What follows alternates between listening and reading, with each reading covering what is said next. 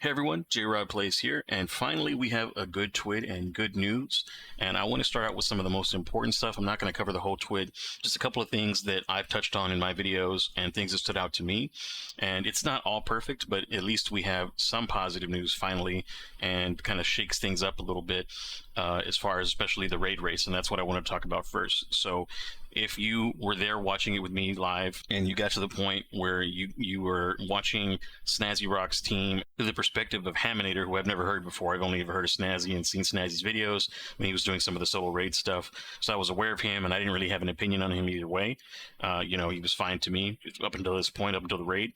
And then we're watching Haminator's perspective, and they kill the boss finally, and you can see CB Gray and Evan are so excited, and then they immediately have like this absolute energy drain from them once they see dancing pineapple show up on the screen from Haminator's perspective. And then you go and you check out Snazzy, and Snazzy's just got a bunch of cats on the screen, like all over the place, blocking everything. And so to me, that was like so disrespectful to their viewers and their fans and outside people who could potentially be fans. At that point, the way that they continued to behave all the way up until they finally cleared the raid, I wasn't the only one. In chat, they were calling for their wipes. They were talking about how cringe it was immediately, and how much of an L it is. That put a sour taste in my mouth for both of those guys, and I'm not a fan of them anymore, or I never could be, because I can't cheer for somebody like that. If you're so far ahead, they were hours ahead of everybody, nobody was even close. It ended up being suspicious that they turned their screen off, and then all of a sudden they would come back and they're basically almost final stand on the boss. And there was a bug going around that Cheese Forever even talked about, where you could chunk the boss's health with specific weapons, and kind of using like the abuse of the ability for the game to keep up with some of the systems, where you would do a bunch of damage with like a precision weapon, like a shotgun, for example, I think was what he used, and it would give you like a good chunk of boss health. And if you play their kills side by side with that video, you'll be able to see that the chunking is very similar to the Shirochi chunk and their actual kill finally, the footage that came through. So because of that, I was suspicious of it. They haven't had their raid belts given to them yet. They haven't had their raid clear removed yet, but the second team had their clear removed, and a bunch of other teams, of course. I think it was like, 70% of the raid was cheaters going over and over and over and helping people clear and try to get their emblems and selling it for $400 or $500.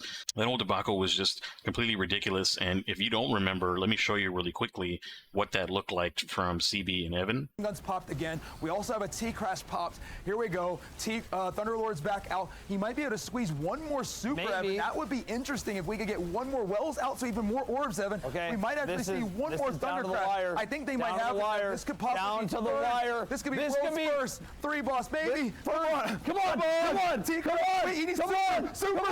Come on. Oh, yes! Yes! Oh! All right, we stay right here. We stay right at the action. We go high in action. We stay right in the action. Let's go. This is Raid Zone, ladies and gentlemen. All right. Oh my. It's not over. It is not. There's another boss. Let's see who's right. Are we going to a boss? Are we going to a boss? We don't know. We don't know. We're gonna find out. Oh there we go. My God. Oh my God. Oh my God. Oh my God. Oh my God. No. Oh. All right, let's go two box with 8 sides. Holy, I'm getting deja vu. Are we back in Salvation? Oh, we're back in Salvation. We're back in Salvation. No, we're back in Salvation. We're back in Salvation. No, we're back in Salvation. We're back in Salvation. We're back in Salvation. Stevie, we're back in Salvation. I thought we had escaped. I thought I was. I thought I had escaped. Stevie, I thought I was out. Pineapples are dancing on us. I thought I was out. Are we really back? No, are we really back? Are we really back? All right, let's hope the 8 sides can make it. Oh my gosh. Oh man. Oh man. Oh man. Oh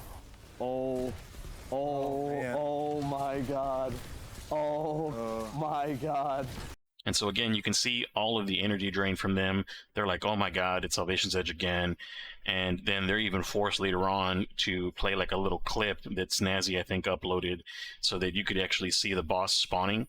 And so we were robbed of that entire hype of having them run up to the boss, having them not expect the boss to come up out of the ground, and just all of that would have been amazing to watch, and everybody would have been rooting for them for the most part that wasn't necessarily on one team or another. They didn't already have a kind of a horse in the race.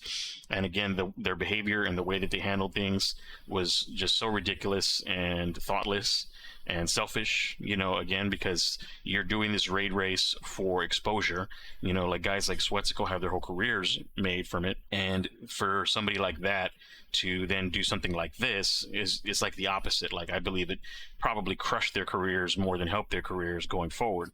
And then on top of it, to make things worse, Haminator, and I'm not sure if Snazzy is either, but a couple of people from that team are boycotting this new epic raid, and they're trying to create their own raid zone to compete with CB Gray and Evan. So not only did they kind of cuck CB Gray and Evan by covering the screens and having them basically play their clip over and over again, their little 20-second clip over and over again, just to have something to show that was new, that wasn't a bunch of people wiping on the same 3 bosses. They now are going to try to siphon away viewers and have their own raid zone and try to like supplant them as the guys who are kind of the faces of the raid race. And I think that's also super disrespectful for them even to try and have a competing raid zone or competing raid race view when they're the ones that hid the screens. Now, it would be funny if Haminator had a raid zone and all it was dancing fruit the whole time. That would actually be hilarious, because that's exactly what we were watching, trying to watch him. But he's going to try to show off the raid, and he's going to try to get views and siphon views because he's not participating. And it may be because he saw that some of these changes were coming down as well, and it's again sus that he's going to step out because he may be outed for possibly exploiting in some way. And again, I have no proof of it. It's just the feeling that I got. It was just weird how they went completely dark, and then all of a sudden now they pop up and they've got to final stand, and all of a sudden they're chunking the boss's health, and a couple clears later, boom, they clear the boss. And they did it whenever a team came so close, like within like 5 or 6 HP of killing the boss. Now all of a sudden they're willing to show their stream and they're going for it. Again, that whole thing was just so bad for the experience, and I'm glad that Bungie has made these changes.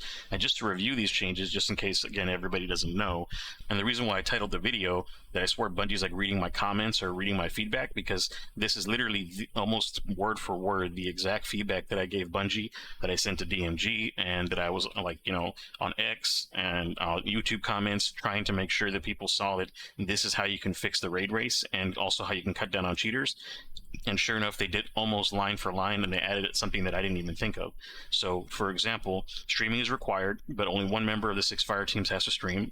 The stream must be on YouTube or Twitch, so it's a platform that has some good moderation. The stream must be set to video on demand, so they can go back and actually view the stream. And so once somebody clears a boss, they can have somebody live going back and making sure there's nothing fishy going on or no exploiting going on. If the team member wants to hide portions of their screens, this is what they added. They must use an overlay provided by Bungie or Destiny the game, and they cannot use additional overlays to block other portions of the stream, even as a joke. And this is, again, aimed at Haminator and his pineapples and fruit, and Snazzy and the cats, which, again, super disrespectful. Now, the stream overlay is going to hide portions of their streams during the competition, and they expect that to be published in the coming weeks so people can actually see what it looks like. That way they can work on little sections that are edited to add their branding for their stream. So that way it's good that people can get their sponsors out there and get credit for that, and they can also get their face out there and stuff like that. And hopefully some new people get a chance to kind of come in here and have an opportunity now that these other really sweaty players have stepped out in protest.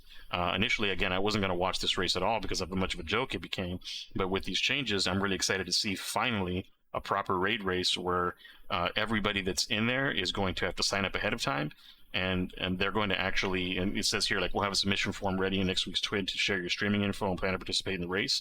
And so we know who's going to be involved. It's a proper tournament. Even though, like, I understand there's that opportunity for, like, an unknown to get in there and win off stream, most of the world's first have been on stream. So it's not going to hurt that much. Like, that small percentage, like 1 or 2 times that somebody's got something off stream compared to on stream is a good change, and it's going to encourage those people that maybe hadn't streamed before or haven't had that opportunity to get there, and then maybe help start a little YouTube career for them or a Twitch career for them. The next thing is it's the team members cannot black out or hide their screens or a portion of their screens outside the provided overlay. So that's going to, again, talking to the situations that we were getting before, and other raid races that happen as well. Evan F put a video out where he talked about the history of the raid race and the controversy and everything. And it's a pretty good video going over some of the behavior and having people seeking out mechanics for others. Kind of, I get it. It's like, like the Reddit super mods, kind of cheering for their own people by going out and getting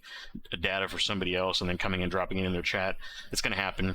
But, again, that's silly too. You can't control that, though. The people should have the right to try to help their streamer. They're just trying to help in the end. So that's basically the main changes, and that's exactly what I was requesting, was having somebody, at least one person streaming, make sure that it's set to video on demand so you can always review it, and at no point did you black anything out. Anybody blacks anything out, they're immediately disqualified. Anybody tries to hide something, they're immediately disqualified. They can mute the audio with each other, which is fine, but the game audio must remain on at all times, and that's important too, because that'll help prevent from cuts, because you can hear the cuts in the music as the game is playing, so you'll know if somebody's trying to cut something out or try to be fishy with it.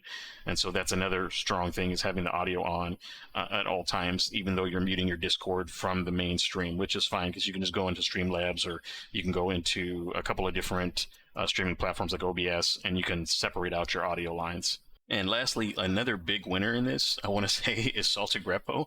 And the reason I say that is because I think with Ham and Stazzy's behavior and the amount of just absolute disgust whenever they won the raid race, like there was everybody mixed in with all the, I was here, was absolutely lame. They should have wiped. They don't deserve this. Like, if you just go back and look at the chat is just going in on those guys, and everybody was so dissatisfied that they were the ones that ended up taking it, and they were really cheering hard for the other teams that were so close, especially that team that came down to a sliver. So the issue there Salted Greppo was being kind of the most hated, the quote unquote most hated Destiny content creator. And now I think with the Ham and Snazzy stuff, he's got a little less heat on him. There's still going to be people that dislike him because of the way that he handled the information with the divinity changes. He had the ability to go to those summits that were leaked by the other gamer. I can't remember what his name was, but the one that was banned for leaking the summits that were showing those slides. And in those slides, you can actually see the divinity changes in those slides. And they were giving that to creators well before the divinity changes were made, and also before Salted Greppo posted about the divinity. So he knew about those changes coming down before he made the post, and then he posted those as if they came from him, and then everybody then blamed him for those changes, but they were actually going to happen anyways. However, the way that he did it was a little scummy, trying to seem like an authority on the issue, because he was using information that he already had and nobody else was really privy to that should have leaked it. And I'm surprised that Bungie never told him anything or made a big deal about him kind of leaking an NDA thing, but it is what it is there. I don't think he's the most hated Destiny streamer any longer, personally, and so that's why I say Salted Greppo in this case might be a big winner in this scenario, especially if he somehow wins the Epic Raid race, right? So he can come from behind, and he can actually now have less competition, because a couple of those teams had guys disqualified and broken up, and they're going to be all new team comps, guys that aren't used to each other. So it's hopefully wide open this time around for the new teams to get in there, and maybe they don't get it done in the first 48 hours with all the nerfs to weapon swapping and everything that's going on. And then, of course, delaying the raid gives people more time to prepare as well, so they're not having to then scramble. They'll have a proper loadout, and everything will be set and ready. They'll have time to practice with all the new changes and the new featured weapons and stuff. So it'll be pretty good. So the next big thing that I want to talk about that is, to me, just as big as the raid changes and excitement, and again, the reason I say this is because, again, like a lot of my more recent Destiny videos have been on the power grind, how to maximize your power grind, how to lower your time in the activities to get your prime drop, and all the ways that I discovered to be as efficient as possible in that power grind and cutting the power grind down. Obviously, now we've got the sword from the heavy metal events, so people that love to run eager edge swords, try to speed through any of the solo ops, they can do so and get a new power bonus. But even more so when here it talks about portal buffs in 9.1.0.1, says we're creating a more consistent power reward experience for the upper power climb, and this is that same 400 to 450 climb that we were in this last time. From 500 to 550, before this change, you would have to get a prime engram, and it would be the exact same 100-hour grind trying to wait on RNG to get you a bonus, and hopefully it's not a duplicate, right? So now you can earn an A or an A plus grade, which A plus is a new level of grade where you can put all the modifiers on and be kind of in a harder mode, and you get that A plus score. Now you get a +1 power on your activity completion reward. So that is huge. That's actually very similar to how we were grinding up to 400, where you were getting a 3, but instead it's now a +1 on all of your gear. And if you watch my other video and how I described how your gear progresses, you have 1/8 in each of your gear slots, and every time you get a up +1, it gets closer to making that full 8 out of 8 to then get you to the next power level. So what this means is, let's say we were running an average of roughly 20 runs before getting a prime drop, or you would get a +3, and then what would happen is if you got a prime drop that took you to your next level, you would then get at-light drops, and those would technically be a +1, and then you would fill it in until you needed like that 6 out of 8, 5 out of 8 range, and then you got another 3 with the prime, and that would take you to 8 out of 8 and push you to the next level. Now, with this change, with this +1 power change, you actually are able to continue to get powerful gains as you get these A+ or A grade wins when you're doing your solo ops, and then you'll maybe be stuck on 6 out of 8 or 7 out of 8 until you get the prime in the same way, but it's not filling in at power, it's actually going a +1 to your power. So instead of filling in, let's say I'm at 505, instead of getting like to 506 and having enough power to get to 506, but I have stuff lacking behind at like 502 and 503, and you would be getting everything at 505 still, because you were at like 506, like once you get to the 506, you go to that 6 and everything drops 506. But now with this change, instead of having to get one at a time that way, according to how I read it, you're going to be getting drops +1 at 506. So now if I get a drop, it's 507. So if I had something at 502 and something a little bit higher because of a prime, and now I'm dropping at 507, that 502 is a 5 light jump to 507 if I get it in that 502 slot, if everybody's following. So that'll actually make a much more impactful jump and actually jump you another power on top of that. So I saw some people complaining, thinking they were going to get stuck at 7 out of 8, waiting on it to get it to drop into the right slot, but it's not actually going to be like that, because that's only if you're getting at-light drops. If you're getting a +1 drop, you're going to be constantly getting progress, and you're almost never going to get stuck unless you continue to get duplicates in the same slot at that +1 until you get your prime at the +3. So now, instead of waiting to get power on 1 out of every 20 runs, when we're burning that same 1 out of 20 runs, you're still going to maybe gain 1 or 2 light in that time, and then get a +3 on top of whatever your new light is, especially because you don't have to constantly be infusing with the new ability to have your power at light. And they made 2 changes in that scenario where it comes to that. The team power now, the fire team power changes allow people to play together. So with the fire team power, you can actually have people that are like around 300 range have a higher score by playing with somebody at the Grandmaster level. The fire team power modifier, the way that it works now, is it gets them within 5 power of your level, so they'll be a little under level, but as long as they clear things with you, they'll be getting their A+, A grade, really like A grade. They won't be able to get A+ because of their level, but they'll still get an A grade, and they'll still be able to progress and not slow you down. So now there's this incentive so that people can actually play together, and since they're increasing the drops in the fire team playlist, the fire team ops playlist, it's actually good now that you can go in like as a duo and get a random third as you matchmake, and then you can still get your powerful gear and roughly the same rate as you would in solo ops, slightly slower probably, but still at least you're not like bored out of your mind by yourself. You can actually play with your friends and make meaningful power gains, and it's not going to be quite so stingy because of this +1 power on your activity completions. You can actually say, okay, well, let me take a break from grinding solo ops and play with my friends and help them up while still getting your primes and still getting everything yourself. And that new score change is going to make it to where they won't be holding you back and people will start playing together again, which is what I'm trying to get at. So I think that's huge. And another big difference is they increased the Pinnacle drops in Crucible as well. So those Pinnacle drops being higher in Crucible are going to make possibly Trials very, very lucrative, because right now Trials was not terrible at getting power when you were trying to grind to 400, and even when playing in that upper 400 to 500, 400 to 450 range, I mean, you were still getting a prime every now and then. Like when you're going through your card and resetting a few times, you would get 1 or 2 primes, and of course you're getting your tier 5 stuff dropping because it was dropping with the possibility tier 4 with the possibility of tier 5. And with these changes as well, with the tier 5 stuff, as long as you're getting the tier 5 easier in the portal buff here, like we talked about, you earn that score of 1,250,000. It's going to guarantee tier 5 drops on your activity completions. And as you get higher light, that score requirement becomes less. So you'll just be needing a normal B plus like we're doing right now to get your tier 5s. So everything it sounds like they've done with these changes has been absolutely fantastic. The only thing that I think is like a little bit meh is the dungeon layers. That's the only thing that I'd say that maybe have like a slightly negative feedback on. There's only 3 of them. It's the Pit of Heresy beneath the Acropolis encounter, which is the one you run around and you gather the symbols, and then you kill the 3 types of enemies that are guarding the symbols. Duality, which is the Nightmare of Gowran, where you go in the Nightmare Realm and you fight Gowran in the center, and you try to go between the Nightmare Realm and the regular realm before it collapses. And then Warlord's Ruin, which people are happy about. Heaven's Vengeance is a good fight, and people really enjoy that fight. So those are 3 good fights, but there's only 3.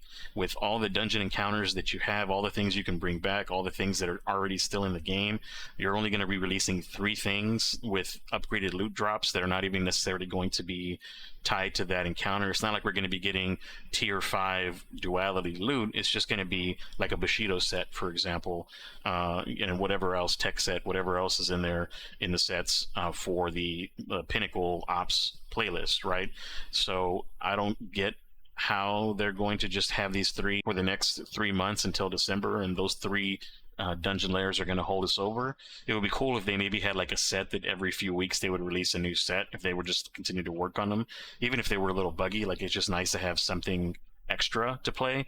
But that's what they're going with, is those 3.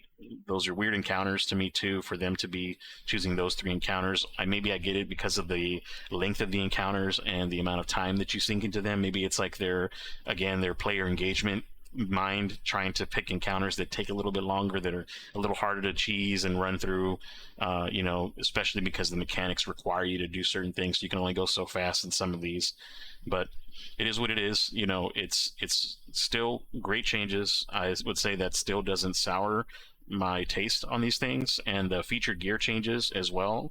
One of the last things I want to touch on, so that everybody understands what that means, if they were still a little confused by what they mean by the featured gear changes coming for Renegades. So we're all hoping that they're not going to reset us back down to 200 and have to grind all the way back up to whatever 700 power, whatever it's going to be in Renegades. What we were hoping for was to maybe go down to 4 and grind up to whatever that new one is, another 400 power or so. But we were also hoping that they would get rid of this new gear thing and just let all the gear, be viable again. But they're still holding on to it. They're still holding on to the bonus. So they reduced the max damage bonus from like 10% down to 5% for weapons. And then they retained the max damage bonus for damage resistance for armor. But it used to be tiered, like it would like be a few percentage per tier 5 gear. Now you can just, as long as you're wearing new gear, all of new gear, you're going to get a 10% max bonus right away. And then with the new gear, they're going to let us keep, thank God, the gear that we're grinding right now. Like all the sets that we're grinding right now that are tier 5, that were going to be kind of less powerful in a couple of months, we're actually able to carry that through all the way till December, when Renegades launches, and then all the way through Renegades until whatever the next main season is. So they're going to extend that life, doubling that life of that initial featured gear until we have another yearly expansion at the end of Renegades. So that's a great change. That's going to take a lot of pressure off people who right now are thinking, why am I grinding for this good Solstice gear? Why am I grinding for these tech sets, Bushido sets? Why am I doing any of these things, having all these builds when they're just going to be less powerful than whatever it is? I'm going to have to regrind and delete everything inside of the season Lawless, which is going to be the season where Renegades launches. That's actually a fantastic change too, very player friendly, and I think that these changes and these things are more new in the mentality since the P. Parsons step down and some of the changes that were made. And I think that TWID that was really bad a couple of weeks ago was stuff that was already kind of in the pipe, and they just like were being stubborn and kicking it out there, and like one last thing to kick out there. And all these new changes are people who are thinking, how can we change the game going forward right now and recover from this really low, because we're basically at the season of Osiris low, that what we had in Destiny 2 vanilla release, where they were saying that they were like weeks away from closing back when they were on their own. Now obviously Sony has their back, so they're never going to be weeks away from closing. As far as the franchise, the IP is always going to be in a live state in Sony somehow. And now with the NetEase partnership and Destiny Rising, which is fantastic, by the way, I'll be making a bunch of videos on Destiny Rising coming forward. There's a lot of things that Destiny and the developers for Destiny can see going forward, whichever studio touches this. If it's not going to be Bungie in the future, if Bungie folds and some other studio takes over, Destiny Rising has laid a good groundwork for things to do with the game that keeps the game engaging, even if you're not doing like the Pinnacle in-game activities all day every day, right? Or if you're not grinding all day every day, there's still stuff to do in Destiny Rising.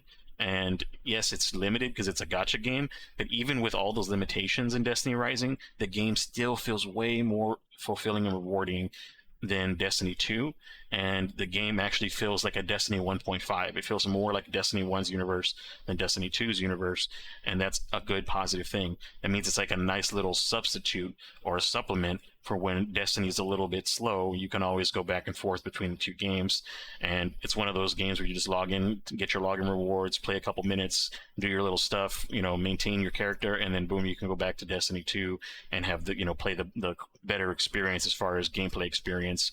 But it still feels great, and still feels great. So anyways, I'm not going to go too far into that since that's a whole separate video, and you'll hear basically me repeating myself over on that video if you watch that one too. Thanks very much for watching to the end. I just wanted to get these thoughts out so that Bungie can have some good feedback, because I swear Bungie saw my comment and made these exact changes to the T as I requested it. And if they are somehow watching my videos, big thanks to whoever it is that goes into the comment sections on like Astacross's videos, the Destiny 2 team out there actually having to deal with all the negative feedback, the unfiltered negative feedback, and kind of powering through those comments that are hurtful to find actually useful comments and acting on them. So huge W, keep them coming. I hope every other TWID or so is as good and impactful as this. I know I can't be every single TWID because this TWID here over-delivered. So a little bit something for Justin there in the end. I'll see you guys in the next video.